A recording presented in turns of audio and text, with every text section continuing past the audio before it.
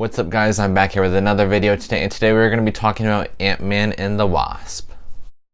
Ant-Man and the Wasp is the sequel to the 2015 film Ant-Man, in which they were both directed by Peyton Reed, and this is the 20th film in the MCU. Now in this film we get a closer look at Ant-Man and the Wasp, and we get to see what they're doing while this big Infinity War is going on, because they weren't in Infinity War, so we get to see what's going on in their lives while that's happening. And so Ant-Man and the Wasp, they basically get back together, they team up, and they fight evil. Now, I don't think this film was necessarily great. It did definitely have its issues, which I'll get to later on in this video.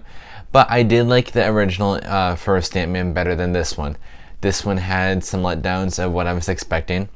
And right after Infinity War, it's very hard to get this big Marvel movie in the MCU of an Infinity War and then go straight to Ant-Man and the Wasp, because the tone is just so different. It's hard to match its stakes.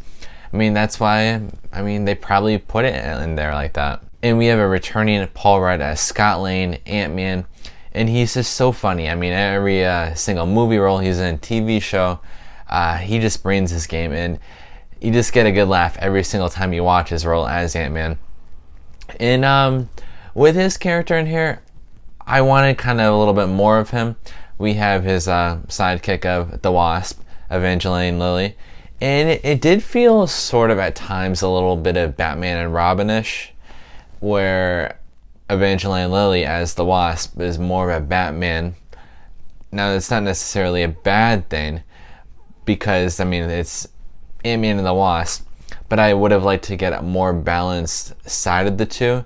At times it just felt like the Wasp was just more of a superior character being involved in this film in a way, when I would have liked to seen a little bit more of Ant-Man. But both Paul Rudd and Evangeline Lilly, they both bring their game. They both have great chemistry, and they both work really good together.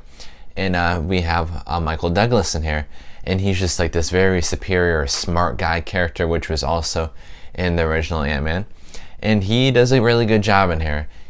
He's more of like a veteran in a way compared to all the other actors, and he's been through it all, and you can definitely tell with this performance, he gives a convincing performance in this role. And another character I would just like to talk about is Michael Pena. Michael Pena was one of my favorite characters in Ant-Man, and so we have him in here. And I thought he did a really good job too, but I would have loved to see tons more of him, because in the original, I'm comparing a lot of the two, but seriously, in the original, we had him have a lot more scenes, a lot more storytelling, and in here there's, without spoilers, not that much of it.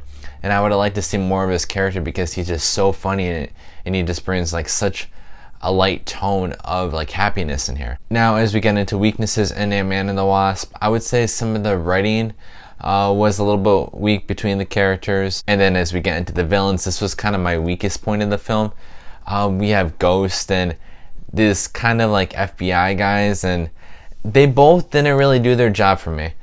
I thought they were kind of, in my opinion, some of the weaker villains in the MCU. I'm not going to get into much spoilers of how that is, but when you guys watch the movie, you'll know what I mean. And with this film, we also get a deeper look of the quantum realm and what it really is.